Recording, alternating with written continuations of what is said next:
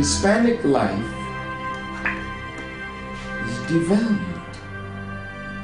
Even poor white life. All of the nations of the earth as we speak, they're angry because governments cannot suffice the needs of their people. They're angry because a few have gotten wealthy at the expense of the many, and the poor and the sick and the weak and the unlearned multiply. And the value of their lives are diminished by the rich and the powerful. So that when human life is devalued, that in the eyes of man you are unworthy of the gift of life, then it is easy for another human being to take the life of another human being that he or she has devalued. Black life in America is devalued. Hispanic life is devalued. Even poor white life is devalued. There's a way that I have to behave. I'm free, but I'm not free to rob you of yours. I'm not free to take from you what does not belong to me. So if I will construct my life according to these righteous principles, then between man and man, man and woman, peace. Between race and race, peace. Between rich and poor,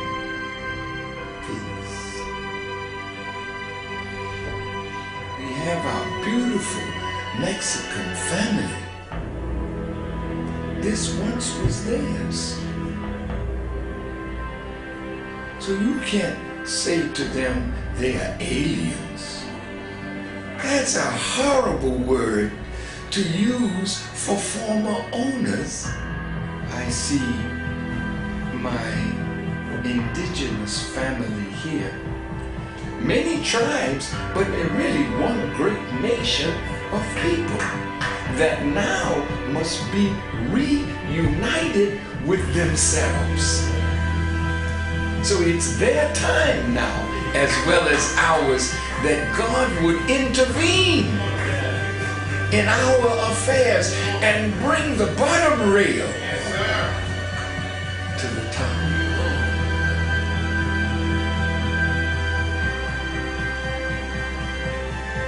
Government is not rehabilitating soldiers. When they send you away to kill. When you come home, They gotta reconstitute you for civilian life again. Make sure you have a job so you can take care of your family, but they're not doing it.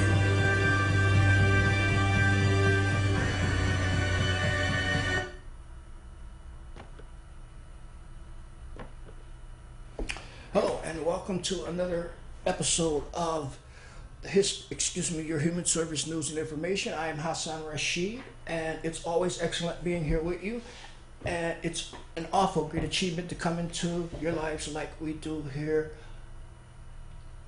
daily at Cctv. And with that, I greet you with the greetings and cordials of peace, justice, equality, freedom, and goodwill. And that is peace itself. Okay, peace be unto you. Okay, as you gathered, that was the Minister Farrakhan of the Nation of Islam and his presentation on Justice or Else. That's Justice or Else, which is a conference, 10th anniversary of the Million Man March that is taking place this weekend at the nation's capital. That's Washington, D.C. That's the name of the conference is Justice or Else. So that's what they're going down to Washington, D.C. to obtain justice or else. So if you're in a neighborhood, you get on down to Washington, D.C. This is going to be the 10th anniversary of the Million Man March. So we're going to try to get back to that video so to share some more information with you on the 10th anniversary of the Million Man March entitled Justice or Else. And with that, I greet you once again with the greetings of peace. Okay, right now, as you know, this is early October, which is a couple weeks into the autumn equinox, and it's fall. And you know, right now, the everything has become secondary, but primary are the upcoming elections. So I want to let you know that if you're not registered to vote in the upcoming elections, you have until October 14th, which is next week. So this is a very important election here in the city. All seats of the city council are up for grabs, and we have a lot of everybody on the city council are trying to become re-elected. They want to get back in, and there are numberable 10 to 18 candidates, first-time candidates, are trying to get into the city hall. So the thing is that that's not really important. The thing is to respect your right to vote. That's the most important issue here. So you get on down. If you're not registered, I'll tell you where the election commission is. It's located at 51 Emmons Street, and that's where you can go there and get registered. But you got to do it before October 14th. So from the municipal elections will be held November 3rd.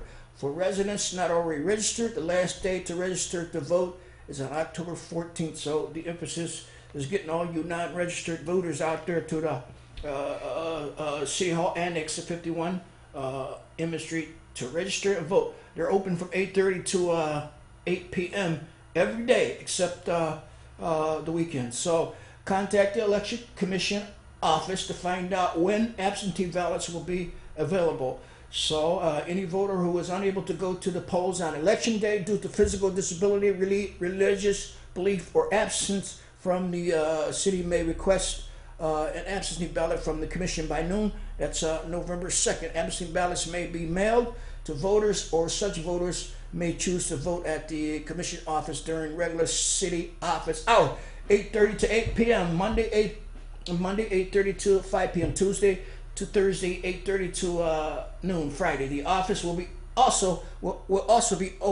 open for absentee voting from 8:30 a.m. until 5 p.m.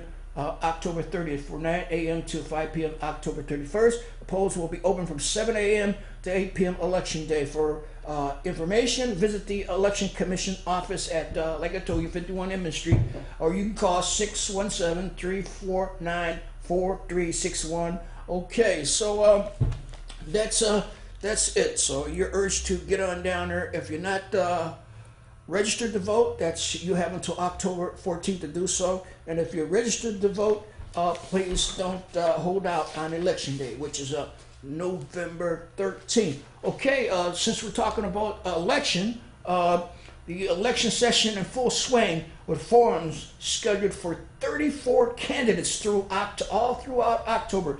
So again, there's 34 candidates that's on the ballot. Okay, so guess what? Now I'm going to give you a rundown of where you can go for an election forums to see and hear and be introduced to the candidates.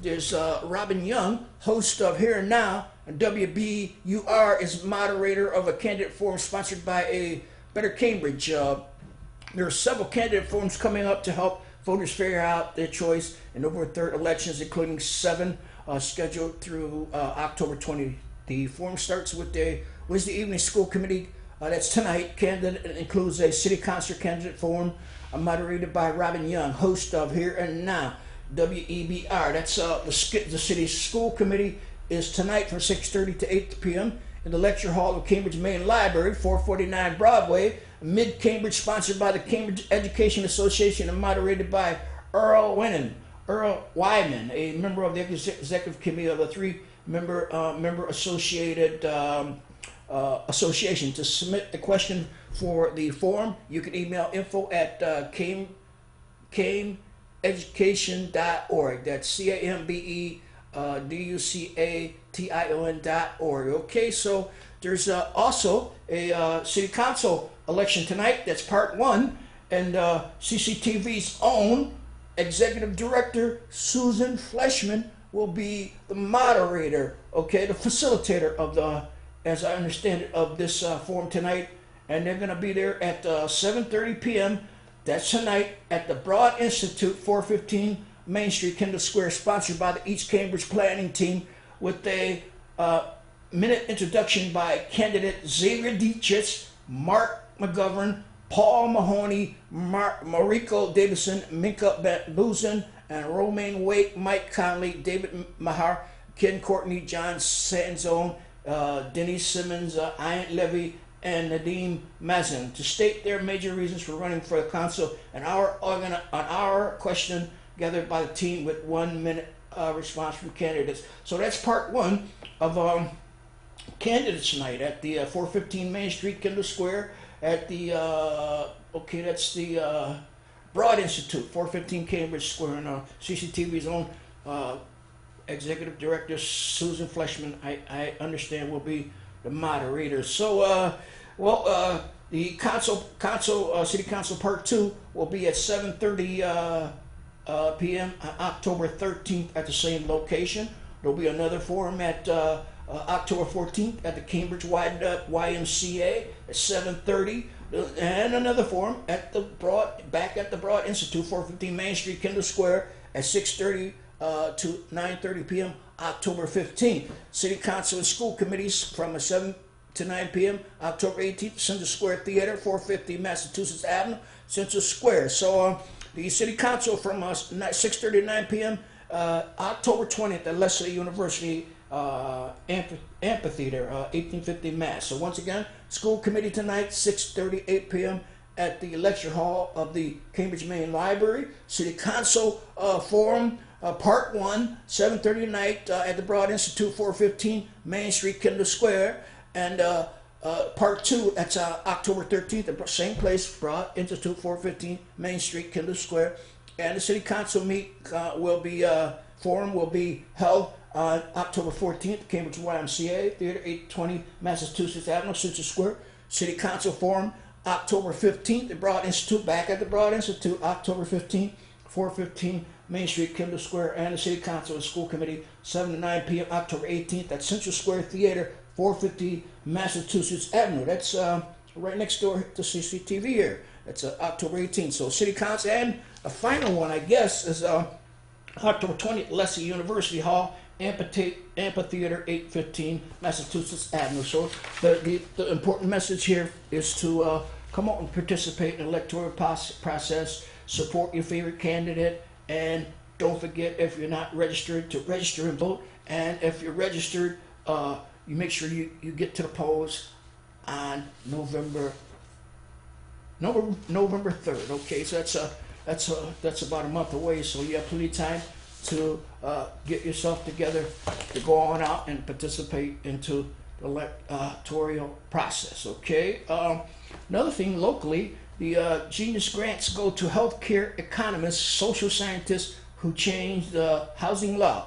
2 Canterburyans were among the 2,215th MacArthur Fellows named Monday. Recipient our commonly called the Genius Grants. Get no strings attached. $625,000 grant for their work, and this year that include Heidi Williams, 34, an economist looking at the quantitative evidence among healthcare innovators. Her work has implications for patent law and healthcare sector and for controlling healthcare spending, according to a MacArthur bio.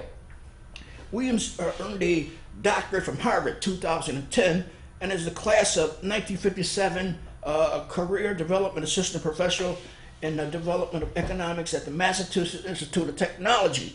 She is also in her 5th year as a faculty research fellow at the Cambridge-based National Bureau of Economic Research, which indicates a start and end dates of recession.